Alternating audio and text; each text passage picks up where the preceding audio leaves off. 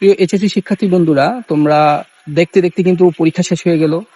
যারা science specially পড়ো, আমি তাদেরকে বলবো যে অন্য অন্য গ্রুপের তুলনায় তোমাদের কিছুটা কম্পিটিটিভ, তোমরা এটা জানো। তো এটা তোমাকে ইনশিওর করে দিচ্ছি আমি যে তুমি ইন্টারে যেই রকম কন্টেন্ট পড়ে এ প্লাস পাবা বা এ প্লাস এর কাছাকাছি পাবা বা পড়াশোনা শেষ করেছো, এখন তুমি মনে করতে পারো যে এগুলার এই কন্টেন্ট গুলো দিয়ে কি অ্যাডমিশনে পার হওয়া যাবে কিনা।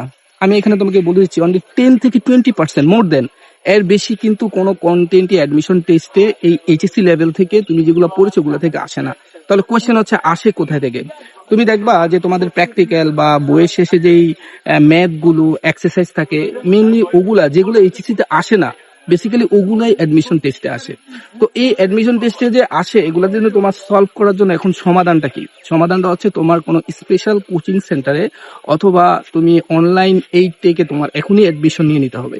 তো অ্যাডমিশন নেওয়ার ফলে তোমার যেটা হবে, তুমি ক্লাসগুলোকে যাই করো, ক্লাসগুলো যদি খুব ভালো করে করতে পারো তো ভালো। আর ক্লাসের চেয়ে ইম্পর্টেন্ট হচ্ছে তোমার এক্সাম দেওয়া। কেন? কারণ এক্সাম দিলে তুমি বুঝতে পারবা তোমার সিচুয়েশনটা কোথায় আছে। তো এইখানে তোমার এখন তিনটা জিনিস নিয়ে তোমাদের বেসিক্যালি সায়েন্সের প্রবলেম হয়। একটা হচ্ছে কেউ কি ডক্টর হবে, নাকি সে ইঞ্জিনিয়ার হবে, নাকি সে কোনো ট্রেডিশনাল সাবজেক্টে পড়াশোনা করবে।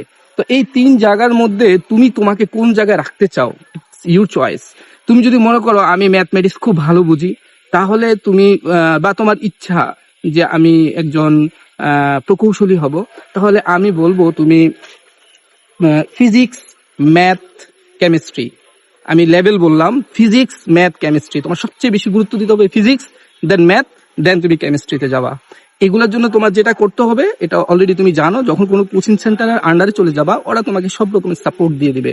নাম্বার টু, আরেক ক্যাটাগরি হচ্ছে তুমি যদি ডক্টর, হ্যাঁ, এই ক্যাটাগরিতে যেতে চাও, এখানে ডক্টর হওয়ার পাশাপাশি কিন্তু অনেক ইউনিভার্সিটিতে বায়োলজি এইসব সাবজেক্ট কিন্তু থাকে, হ্যাঁ, বোটানি, জুলজি।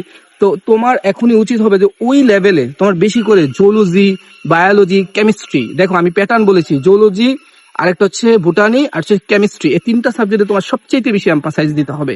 তাহলে তুমি হয়তো মেডিকেলে চান্স পেয়ে যেতে পারো, অথবা কোনো ট্রেডিশনাল ইউনিভার্সিটিতে এরকম তোমার সাবজেক্ট চলে আসতে পারে।